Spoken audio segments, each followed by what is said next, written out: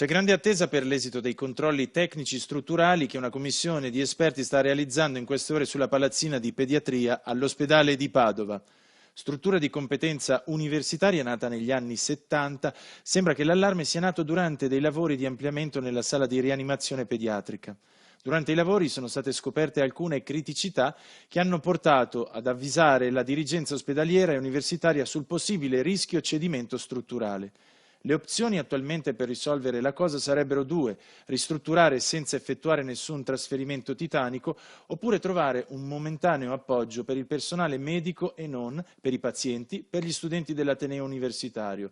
Appoggio che potrebbe essere anche l'ospedale di Sant'Antonio di Padova, sempre di competenza dell'azienda ospedaliera patavina.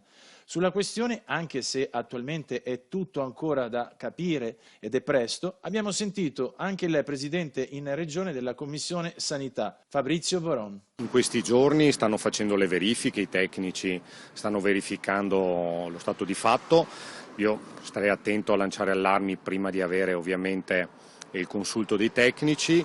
La cosa certa è che qualora ci fosse la necessità di interventi di consolidamento strutturali, la Regione è pronta a fare la sua parte anche economicamente e non ci deve essere questa preoccupazione.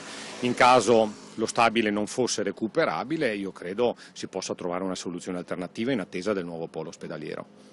Comunque la situazione non è così critica da intimare uno spostamento, insomma, del reparto vero e proprio in poco tempo?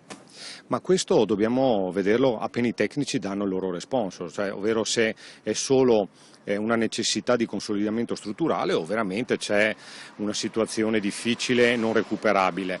Non sono un tecnico che fa queste verifiche, mi affido ovviamente a coloro che sono in grado di valutare e poi dare le considerazioni del caso e le soluzioni del caso.